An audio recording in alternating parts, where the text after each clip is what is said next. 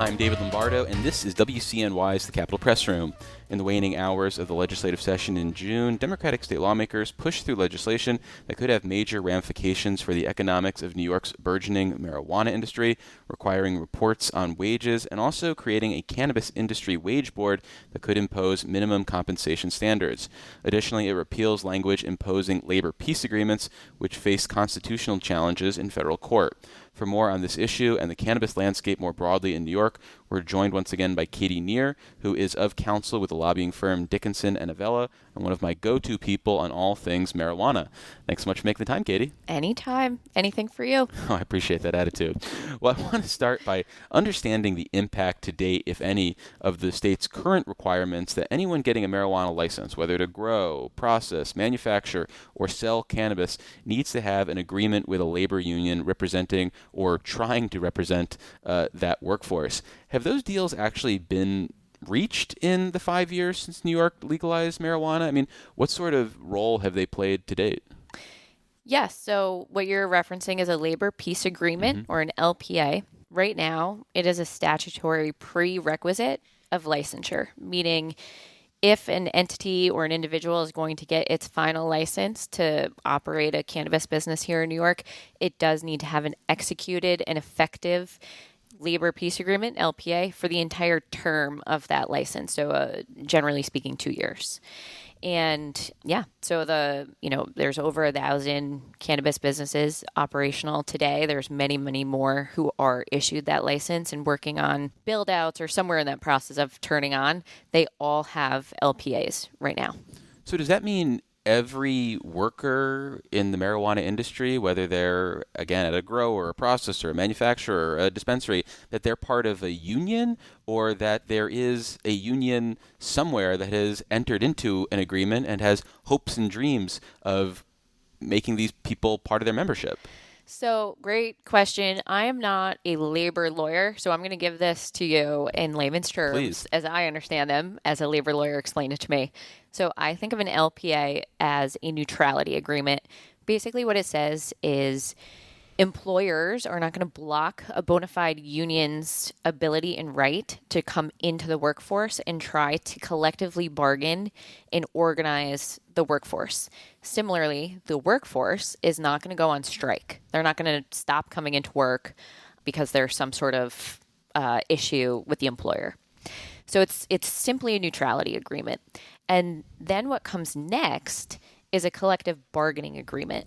That's when you actually have a unionized workforce, an organized workforce. And then the union comes in and actually, provides benefits for the workforce and negotiates basically as a group against or, with the employer to get certain things for that workforce. And I know that these agreements, at least the underlying law, have faced legal challenges in court. Where do things stand with that? I mean, I know back in late 2025, a judge had said that one of the entities that was suing had standing to sue, so obviously they were allowed to move forward with that. Is there still, like many of the marijuana questions in New York, some sort of legal challenge hovering over the issue? That's exactly right. And my understanding is that's sort of the pretext or the urgency, if you will, behind this bill that passed, in the 11th hour here in New York. So there is a case. It's in the Southern District of New York, so it's in federal court. It is a retail licensee who has brought the challenge. They are making a constitutional claim and a preemption claim on the LPA requirement in New York's law. My understanding of that case is that people believe that the petitioner, so in this instance, the dispensary licensee, will prevail and that the LPA requirement in New York law will be shot down. And again, my understanding is that the union is deeply concerned about that legal outcome. I think the state's concerned about that legal outcome because of the precedent it may send and, the ripple effect it may have in other industries, other parts of New York law. If that case were appealed, for example, it's going to go up through the Second Circuit. The Second Circuit has some case law already well established that's out there saying federal law, when it's not talking about plant touching activity, does apply to the cannabis industry. And so, I think the union in this instance, it's the AFL-CIO, is very likely watching that case and is probably pretty concerned about the ripple effect of a decision and order that strikes down the LPA requirement in New York cannabis law. Well, then the legislature, in their wisdom, passed a bill with seemingly only Democratic support that would impose a wage board and would repeal the requirement for the agreements we were just talking about. What is your understanding of what that wage board would be empowered to do for the cannabis industry? Mm-hmm. Many thoughts on this bill. One, I think the repealer of the LPA, that part of the bill, non-controversial, right? I think the union probably wants that and obviously pushed this bill to moot the case that we just talked about. Because they're worried about the larger precedent, probably. Exactly. Yeah. That's exactly right. And I don't think anyone in the industry would complain, right? You want to get rid of the LPA? Go ahead, get rid of the LPA. I think many of your bigger employers, for what it's worth, many of whom I represent, would still have collective bargaining agreements because there's value there for big employers to have an organized workforce. It makes their life easier too. Set that issue aside. What that bill also does is establish the wage board that you just talked about. That's really controversial and very problematic for the industry for a number of reasons. But just at a high level, what that board would do, be a 3-person board, an AFL-CIO rep, an industry rep, and a rep appointed by the Department of Labor. It could set minimum wages. It could set minimum and maximum hours. It could break that down by role. So, for example, someone who's cultivating versus someone who's doing, very kind of intense processing and extraction procedures versus someone who's driving delivery vehicles to move stuff throughout the state versus someone who's working at retail, at that point of sale checkout, what often people call them the bud tenders, right? So you have many different roles within the cannabis industry, and this board could get into the weeds, if you will, on those roles and set certain standards. It's the board. It's written as a recommendation, but there is language in there that says those recommendations shall be implemented. And in terms of how something like this might play out, you mentioned that third seat that essentially the Hochul administration controls. We've seen this dynamic with farm workers, and clearly the unions were calling the shots when it came to that issue. Do you see this wage board, if it was enacted, to essentially be something de facto in control of the unions? Definitely. I mean, absolutely. To me, that's as a creature of Albany, right? I think any of us who looked at that bill just looked at the strategy of how it emerged when it popped up on the last day that you could do a bill intro to age the 3 days to pass, in the 11th hour. And I mean, it's an explicit AFL seat, so you know exactly where that bill came from. You know exactly who drafted it.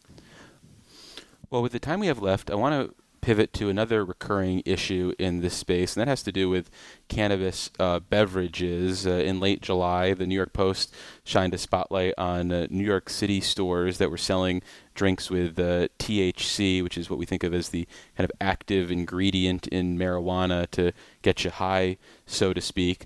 Can you give listeners a reminder about what types of drinks can be sold where, and what continues to be an issue that makes this beverage area seem like the wild, wild west 5 years after we legalized marijuana and a few years after the federal government passed its sort of expansive hemp bill?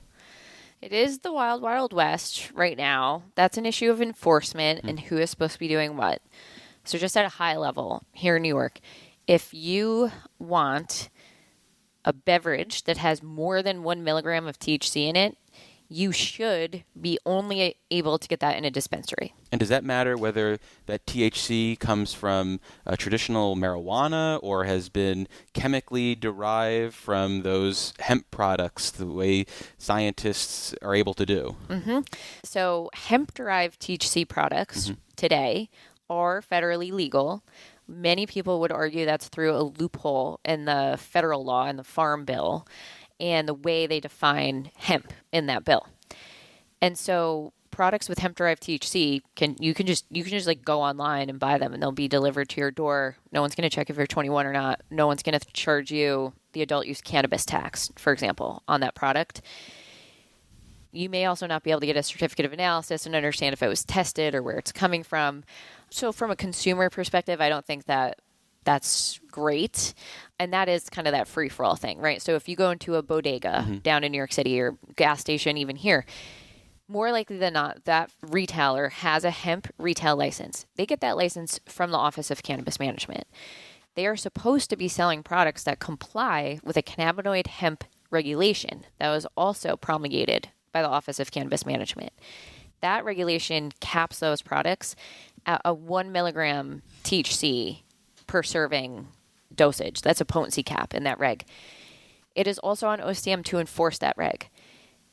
There's thousands. I think there's over 3,000 hemp retailers in New York. That's an overwhelming enforcement project for OCM, who's still working on enforcing against the kind of in-your-face kind of smoke shop, illicit retail shop problem that is pretty prevalent. And they're also enforcing against their licensees, right, and trying to establish a culture of compliance. So there's a lot of confusion here. There's a lot of products flying around.